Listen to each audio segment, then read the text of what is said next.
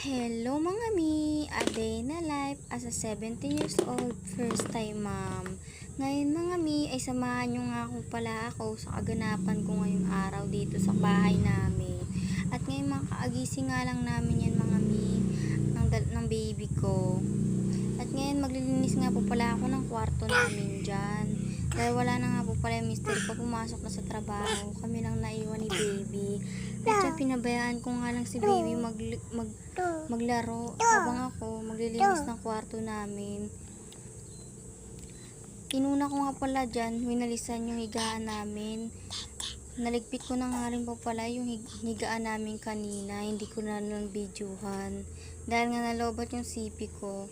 At ayan, nilinis-linis ko na lang muna para makasikaso na rin ako kay baby at mapaliguan ko nga rin siya maya-maya. Sobrang alikabok niyan kasi dahil minsan hindi ako nakakapagwalis dahil nga si baby hindi pala nagpapaiwan sa akin, lagi nga umiiyak. At ayan nga, lininis ko na nga rin yung ilalim ng papag namin dahil sobrang alikabok na nga niyan at marami pang lamok.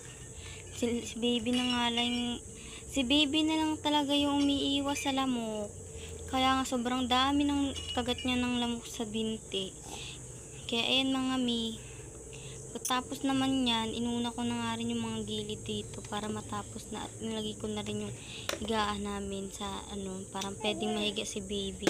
Hindi ko na nga tinatanggal yung skit namin dahil para si baby kahit matulog, dyan na siya matulog sa loob. Kasi nga, mami, ang dami talagang lamok dito sa amin. Kahit maglagay pa kami ng katol, hindi pa rin nawawala. Sa ngayon, hindi pa kasi namin naayos tong bahay namin. By the way mga mi, nangungupahan nga lang po kami ng bahay dahil nagbukod na kami ng bahay na sarili dahil doon kami dati sa bahay namin. Ngayon, nag-upa na kami at nagbukod para maranasan naman namin yung hirap paano mag-upa. At ayun, sa awa ng Diyos, kaya naman po namin at magtutulungan kami ng partner ko sa gawaing bahay. At ayan na nga si baby na abutan ko, naglalaro na nga ng dede. Pagod na yarn. At yan si Mima.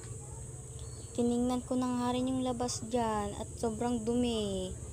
Wala kang katao-tao dahil kami nga lang ni baby sa bahay. Actually, may tao rin naman kaso umalis yung mga kapitbahay namin. At ayan, meron pa palang kalat sa taas ng papag.